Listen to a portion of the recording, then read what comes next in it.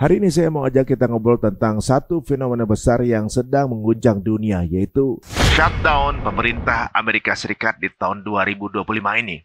Negara yang katanya superpower, negara yang katanya adidaya, katanya pusat demokrasi dunia, sekarang malah lagi macet total.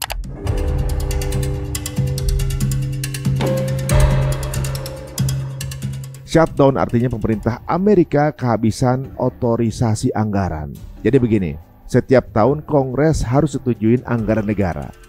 Kalau nggak ada kesepakatan, ya udah, otomatis banyak lembaga federal yang harus berhenti operasi. Nah, di sini menariknya, bagaimana dengan Presiden Donald Trump?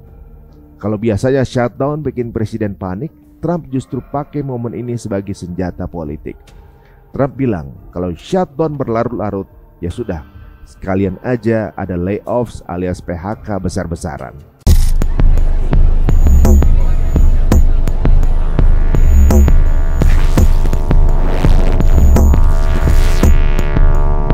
As of 12:01, the government is beginning the process of shutting down. The Senate adjourning for the night after Congress tried and failed a last-minute attempt to pass a funding plan. The White House Budget Office sending a memo to federal agencies to start executing their plans for an orderly shutdown.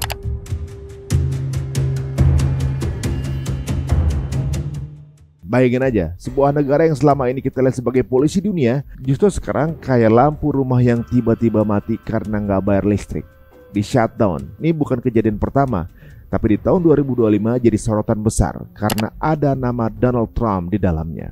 Dan Trump, teman-teman, itu kan memang tokoh yang penuh dengan kontroversi, keras kepala, sekaligus punya banyak pengaruh.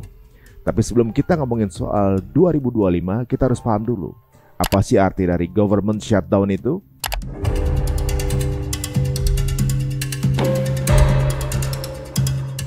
Shutdown artinya pemerintah Amerika kehabisan otorisasi anggaran. Jadi begini, setiap tahun Kongres harus setujuin anggaran negara.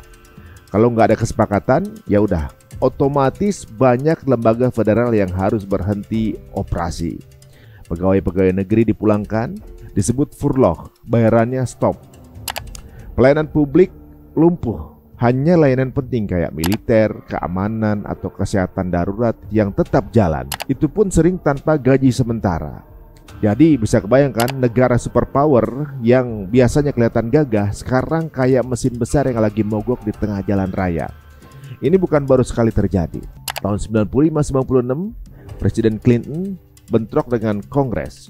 Shutdown sampai 21 hari. Tahun 2013, era Obama, gara-gara Obamacare 16 hari pemerintahan lumpuh. Dan paling parah 2018-2019, zaman Donald Trump juga shutdown 35 hari gara-gara Trump ngotot minta dana buat bangun tembok perbatasan Meksiko. Bayangin, 800.000 pegawai federal terdampak, rugi ekonomi sekitar 11 miliar dolar. Jadi dari dulu shutdown selalu jadi arena tarik tambang politik. Yang bayar harganya ya rakyat kecil. Nah sekarang tahun 2025, tanggal 1 Oktober 2025 yang lalu, tepat 12 malam, pemerintah federal resmi shutdown. Kenapa? Karena Kongres gagal setujukan anggaran untuk tahun fiskal baru. Demokrat minta anggaran kesehatan dan juga subsidi tetap aman. Republik maunya anggaran bersih tanpa tambahan. Dua-duanya keras kepala, nggak ada yang mau ngalah. Akibatnya, lebih dari 800.000 pegawai federal dipulangkan tanpa gaji. Nah, Pusat Penelitian Kesehatan kehilangan 75% staf. CDC, Pusat Pengendalian Penyakit, hampir lumpuh. Bahkan lembaga keamanan atau juga cyber Amerika yang seharusnya jaga sistem digital negara ikut terganggu. Kerugian diperkirakan 15 miliar dolar setiap minggu. Belum lagi wisata hancur karena Taman Nasional ditutup. Museum mati, proyek riset berhenti, bisnis lokal ambruk. Nah, di sini menariknya. Bagaimana dengan Presiden Donald Trump? Kalau biasanya shutdown bikin presiden panik, Trump justru pakai momen ini sebagai senjata politik. Trump bilang kalau shutdown berlarut-larut, ya sudah, sekalian aja ada layoffs alias PHK besar-besaran. I told you, we have $17 trillion being invested, so the last person that wants it shut down is us. Now, with that being said, we can do things during the shutdown that are irreversible, that are bad for them and irreversible by them, like cutting vast numbers of people out, cutting things that they like, cutting programs that they like. And you all know Russell Vought. He's become very popular recently because he can trim the budget to a level that you couldn't do any other way. So they're taking a risk by having a shutdown because of the shutdown, we can do things medically and other ways, including benefits. We can cut. Dana $26 yang biasanya buat program sosial di negara bagian Demokrat langsung ia tahan. Trump bilang ini kesempatan bagus buat potong program-program yang menurut dia boros, kayak Medicare atau juga subsidi kesehatan. Bahkan langkah ini dikaitkan dengan proyek 2025, sebuah agenda besar buat rombak total birokrasi federal.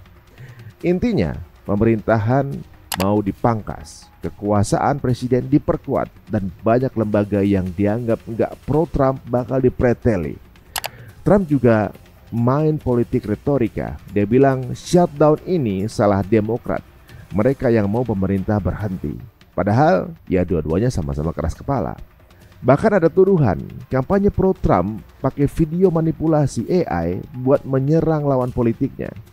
Jadi bukan sekedar politik, tapi udah main di level propaganda digital. Sekarang kita lihat, siapa yang paling kena dampak? Ya rakyat kecil. Bayangkan, seorang ibu tunggal pegawai federal gajinya stop, tapi cicilan rumahnya tetap jalan. Peneliti medis risetnya berhenti karena dananya ditahan. Pasien harus nunggu. Petugas Taman Nasional bangga jaga warisan alam, sekarang disuruh pulang tanpa gaji. Kontraktor kecil kerjaan dari proyek pemerintah di stop, bisnisnya nyaris bangkrut. Shutdown bukan sekedar angka miliaran dolar. Teman-teman, ini tentang manusia, keluarga, dan kehidupan sehari-hari di sana. Ekonomi bisa makin tertekan, kepercayaan ke pemerintah jatuh. Program sosial dipangkas habis-habisan dan susah untuk dikembalikan lagi. Kekuasaan presiden bisa makin dominan, legislatif makin lemah. Dan jangan lupa, keamanan cyber Amerika rapuh, jadi target empuk buat musuhnya. Shutdown ini bisa jadi bukan sekadar krisis sementara, tapi jalan masuk untuk perubahan permanen di wajah demokrasi Amerika. Teman-teman, apa yang bisa kita pelajari dari fenomena ini? Bahkan sehebat-hebatnya negara, kalau para elit politiknya keras kepala dan lebih mikirin kepentingan sendiri, rakyatlah yang selalu jadi korban. Shutdown Amerika 2025 ini memperlihatkan demokrasi bisa lumpuh, ekonomi bisa goyah, dan rakyat kecil selalu jadi tumbalnya. Pertanyaannya, kalau negara sebesar Amerika saja bisa mati lampu gara-gara elit politiknya, bagaimana dengan kita? Apakah kita siap kalau hal ini terjadi di negeri kita sendiri? Mari kita jadikan pelajaran.